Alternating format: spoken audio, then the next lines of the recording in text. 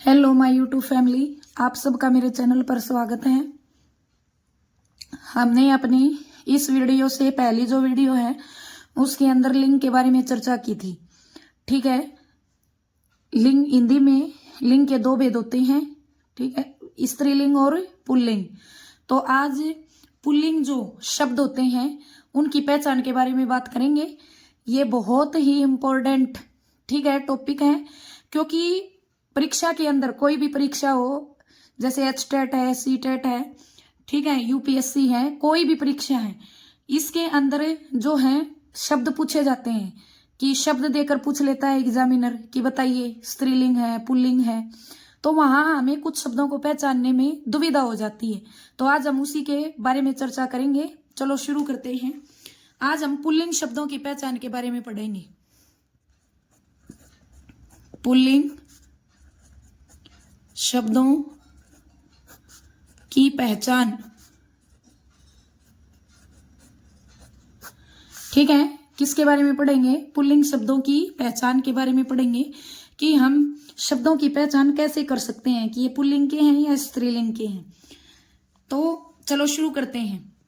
दिनों के जो नाम होते हैं, दिनों के नाम, दिनों के नाम मतलब सप्ताह। ठीक है, हम पढ़ते हैं सप्ताह के नाम। ठीक है, तो दिन होते हैं जैसे रविवार, सोमवार, मंगलवार, अलग अलग। तो दिनों की पहचान के बारे में आज बात कर रहे हैं। तो दिन जो होते हैं वो किसके अंतर्गत आते हैं? वो पुल्लिंग शब्दों के अंतर्गत आते हैं। किसके अंतर्गत आते हैं? पुल्लिंग शब्दों के अंतर्गत। जैसे रवि है, रवि मीन्स रविवार। ठीक है, शनि, शनिवार जिसको हम बोल देते हैं। ठीक है, शुक्रवार, वीर, मैं शॉर्ट फॉर्म में लिख रही हूं। ठीक है, वीरवार, मंगलवार, सोमवार। तो ये दिनों के नाम किसके अंतर्गत आते हैं? दिनों के नाम पुल्लिंग शब्दों के अंतर्गत आते हैं। सप्ताह में 7 दिन होते हैं और सातों दिनों के नाम जो है वो किस में आएंगे? पुल्लिंग में आएंगे। ठीक है, इसके बाद नंबर 2, पर्वतों के नाम।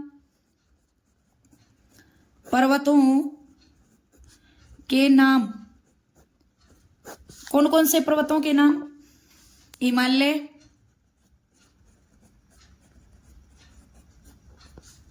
सह्याद्री,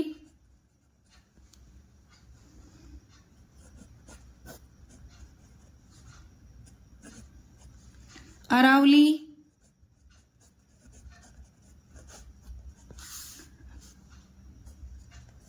हिंदुकुश,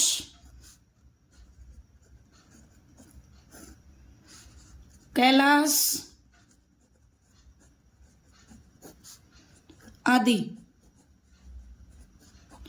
ठीक है, जो पर्वतों के नाम होते हैं ना वो भी किस में आते हैं? पुल्लिंग में आते हैं। जैसे हिमालय है, सह्याद्री है, अरावली है, हिंदुकुश है, कैलाश पर्वत है, ये किसके अंतर्गत आएंगे? ये पुल्लिंग शब्दों के अंतर्गत आएंगे।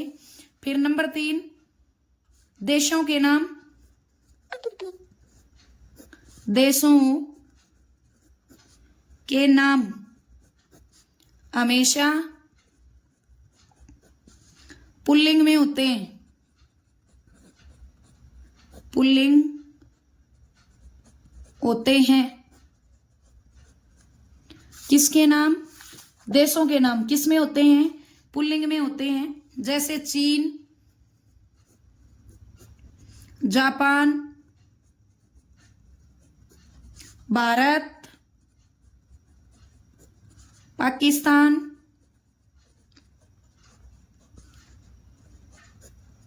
अमेरिका,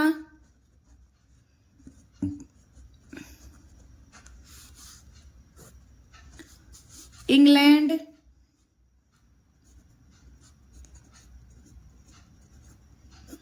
आदि। ठीक है, देशों के नाम भी हमेशा का मतलब सदैव, प्राय। ठीक है, प्राय का मतलब क्या होता है? हमेशा ही होता है। किस में होते हैं? पुल्लिंग में होते हैं। ठीक है, किस में होते हैं? पुल्लिंग में होते हैं।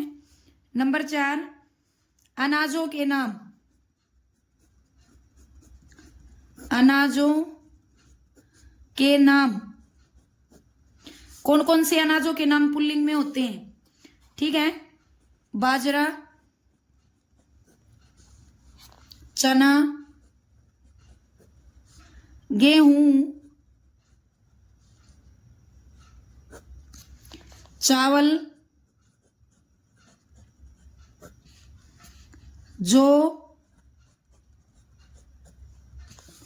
मक्का, आटा आदि। ठीक है, अनाजों के नाम कौन कौन से? बाजरा, चना, गेहूं, चावल, जौ, मक्का, आटा आदि। अब देखो, हम कहीं भी किसी भी विषय के बारे में बात करें, समाज के बारे में बात करें या किसी भी विषय के बारे में बात करें, तो कहीं ना कहीं अपवाद हमें मिल ही जाते हैं। ठीक है, तो अपवाद इट मीन्स अपवाद हमें मिल जाते हैं। अपवाद का मतलब, यहां जो मैं अनाजों के नाम लिखने जा रही हूं ना, वो स्त्रीलिंग होते हैं। कौन कौन से? सरसों, मक्की, अरहर आदि। क्या है ये? स्त्रीलिंग है। ठीक है, क्या है? स्त्रीलिंग है, इसलिए मैंने यहां अपवाद लिख दिया है। क्या क्या? सरसों, मक्की, अरहर क्या है? स्त्रीलिंग है। ठीक है, नंबर 5 है पेड़ों के नाम। पेड़ों के नाम कौन कौन सा?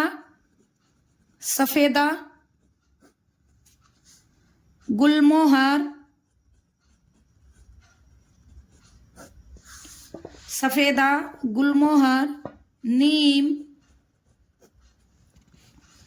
आम,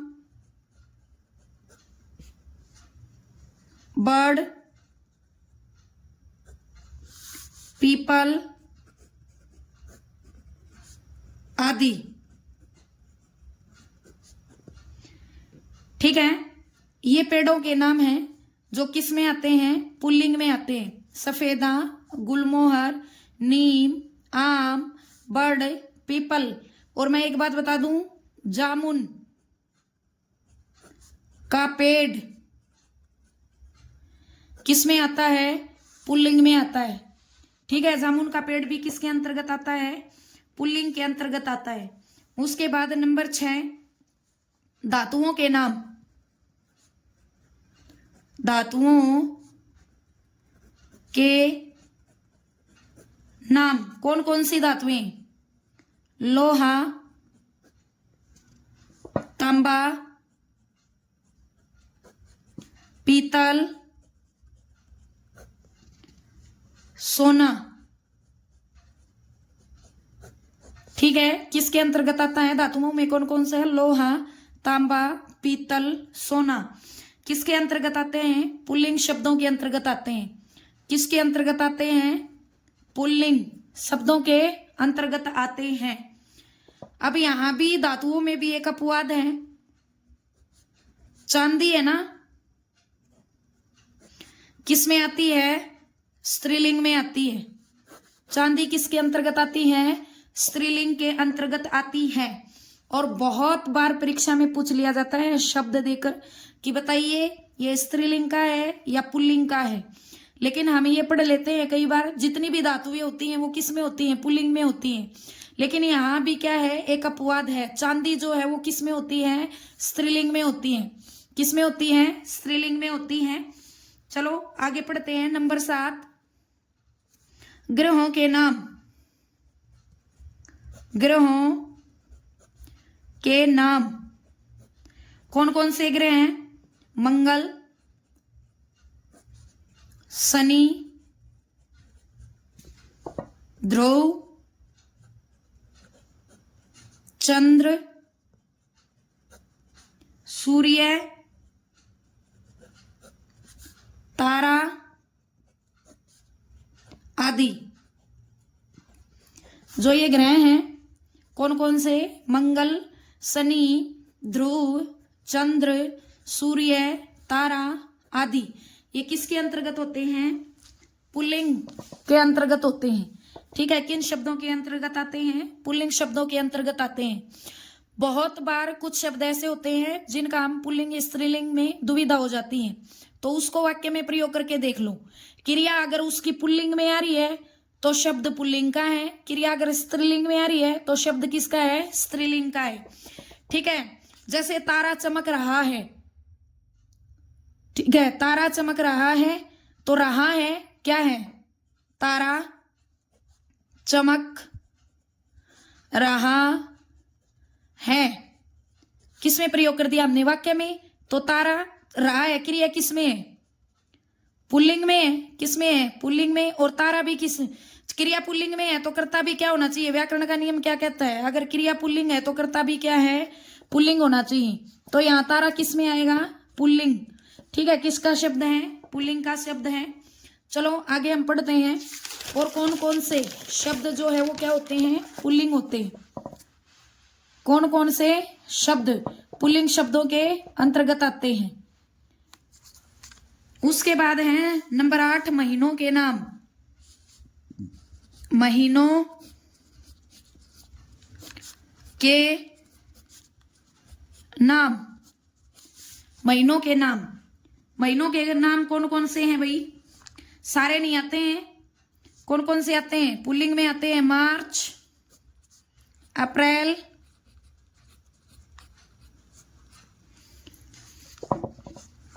चैत्र, आषाढ़, ये देसी महीने हैं अपने, दिसंबर, नवंबर, ये किसके अंतर्गत आते हैं? ये पुल्लिंग के अंतर्गत आते हैं। अब महीनों के नाम जो है उनमें भी अपवाद है। कुछ महीनों के नाम स्त्रीलिंग में आते हैं। कौन कौन से? जनवरी, फरवरी, मई। ठीक है,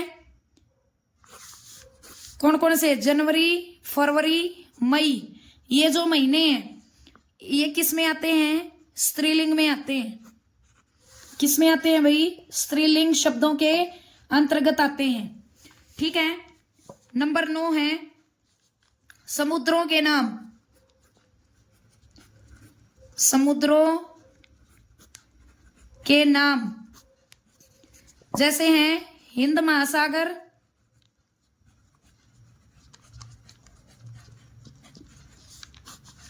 हिंद महासागर, प्रशांत महासागर,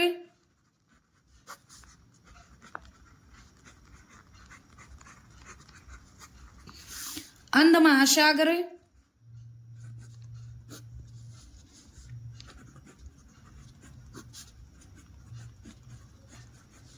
आदि। ठीक है, ये जो समुद्रों के नाम हैं वो किसके अंतर्गत आते हैं? पुल्लिंग शब्दों के अंतर्गत आते हैं। तो कौन कौन से महासागर हैं? हिंद महासागर, प्रशांत महासागर और अंध महासागर। ठीक है, किसके अंतर्गत आते हैं? पुल्लिंग शब्दों के अंतर्गत आते हैं। चलो अब नंबर 10, ध्यान दीजिए आप इधर। आ, आओ, आवा, पा, पन, ना, तव आदि प्रत्ययों से बने शब्द। आदि प्रत्ययों से बने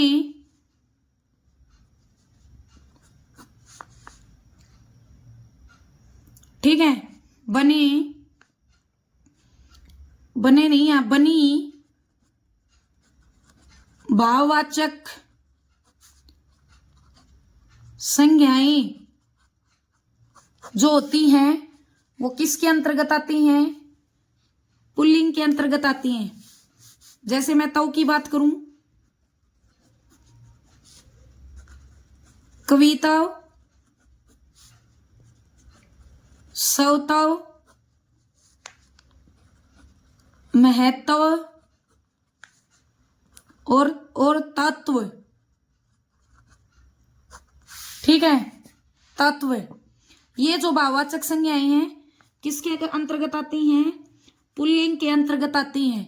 अगर मैं पा की बात करूं, पा प्रत्ययों से बनी हुई मोटापा, बुढ़ापा, ठीक है, मोटापा, बुढ़ापा। अगर मैं वट की बात करूं, वट मतलब आवट, जैसे बनावट, लिखावट, सजावट। ठीक है, उसके बाद अगर मैं आव प्रत्यय की बात करूं, बहाव, फैलाव, जमाव, रुकाव। ठीक है, ये सभी भाववाचक संज्ञाएं किसके अंतर्गत आती हैं?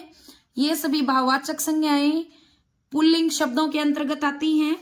अगर मैं पन प्रत्यय की बात करूं तो बचपन, परायापन,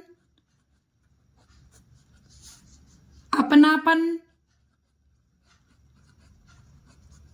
सीधापन।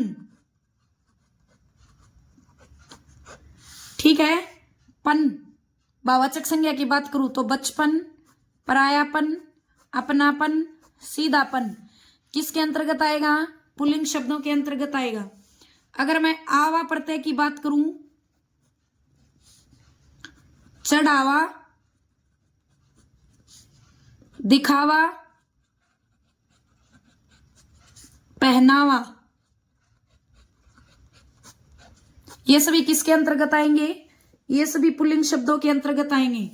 उसके बाद ना प्रत्यय की अगर मैं बात करूं, हंसना, रोना, पीना, जीना, जाना आदि। तो ये ना प्रत्यय से बनी हुई जितनी भी भाववाचक संज्ञाएं हैं, मैंने ऊपर प्रत्ययों से बनी हुई जितनी भी, जैसे तव से है, पा है, आवट है, आव है, पन है, आवा है, ना है, ये प्रत्यय है। और जितने भी प्रत्यय से बनी हुई जो भाववाचक संज्ञाएं हैं, ये मैंने आपको बता दी हैं किसके अंतर्गत आती हैं? पुल्लिंग के अंतर्गत आती हैं। ठीक है, नंबर 11वां पॉइंट है हमारा, बहुमूल्य जो पदार्थ होते हैं। बहुमूल्य, बहु का मतलब बहुत अधिक और मूल्य मतलब कीमती। बहुत कीमती जो पदार्थ होते हैं वो भी किसके अंतर्गत आते हैं? पुल्लिंग शब्दों के अंतर्गत आते हैं। जैसे हीरा, माणिक, मोती, जवाहरात, जवाहरात, पन्ना, पुखराज,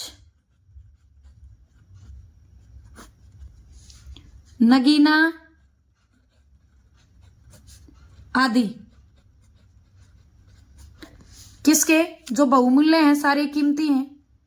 ठीक है, हीरा, माणिक, मोती, जवाहरात, पन्ना, पुखराज, नगीना आदि किसके अंतर्गत आते हैं?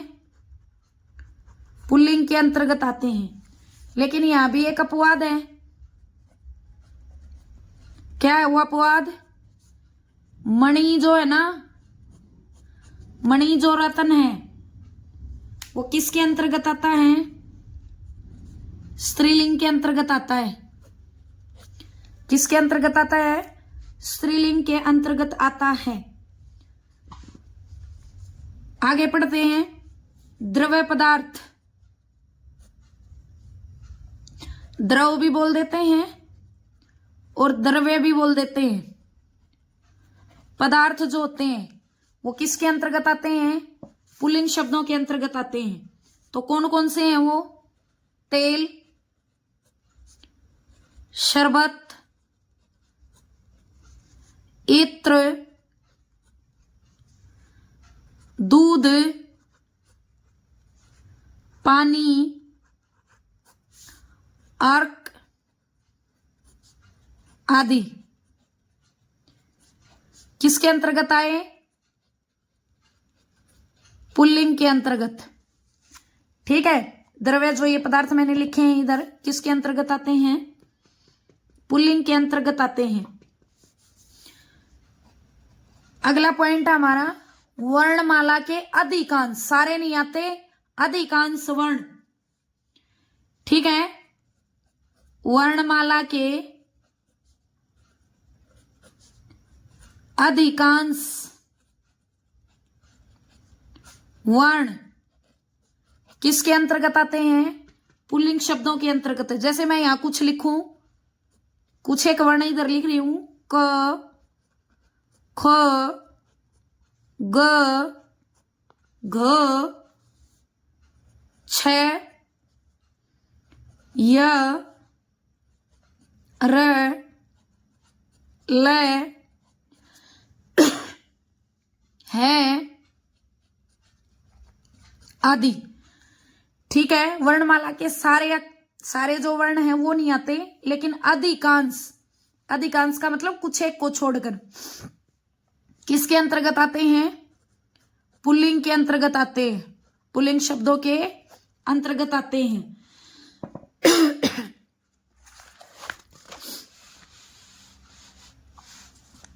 अगला है नंबर 14,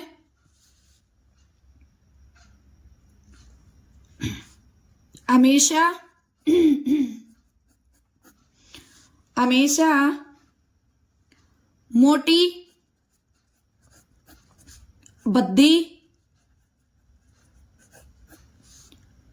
और मोटी बद्दी, बेडोल और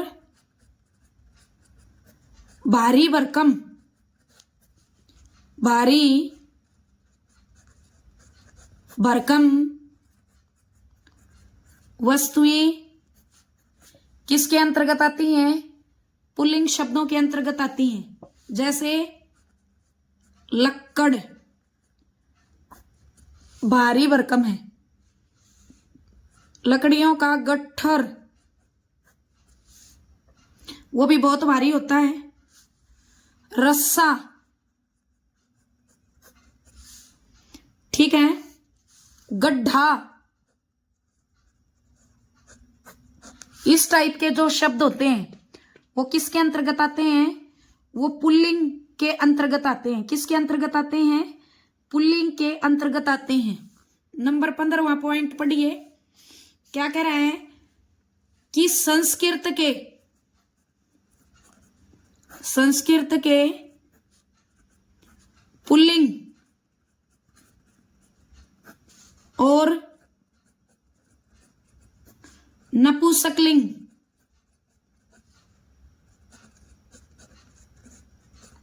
शब्द किसके अंतर्गत आते हैं? पुल्लिंग शब्दों के अंतर्गत आते हैं।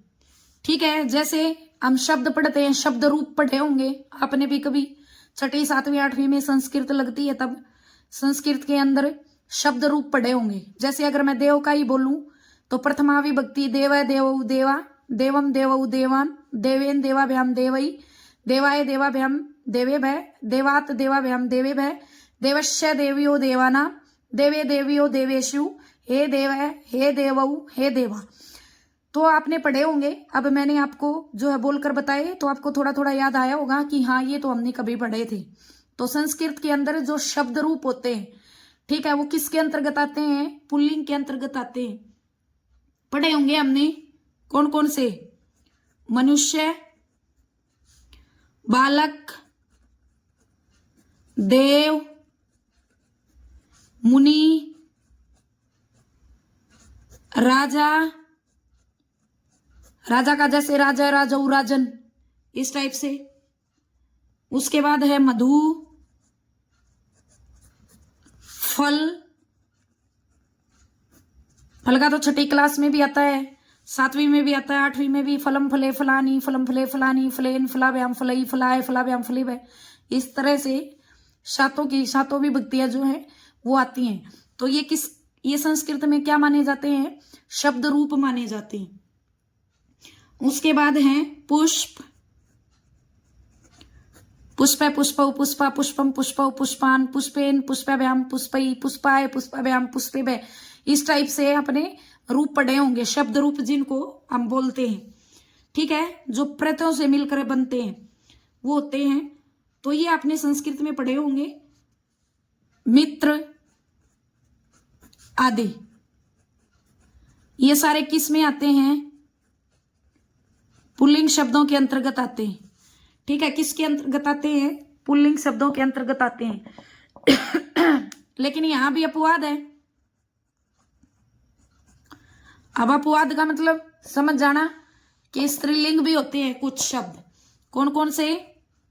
अग्नि का पढ़ा होगा आपने, आत्मा, विजय, पराजय, वायु, ऋतु।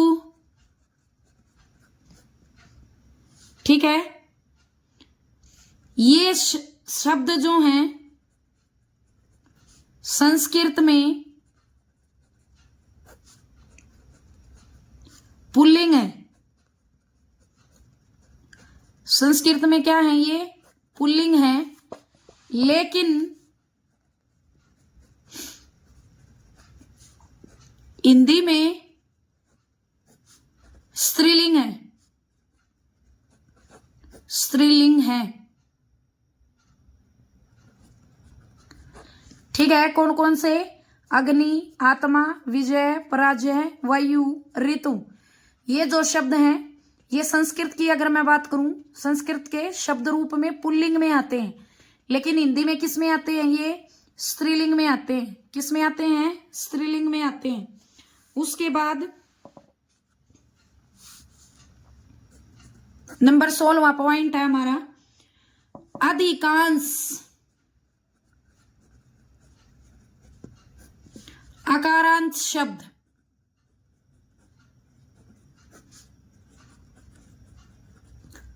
अब मैं आपको यहां बता दूं अकारांत का मतलब क्या होता है।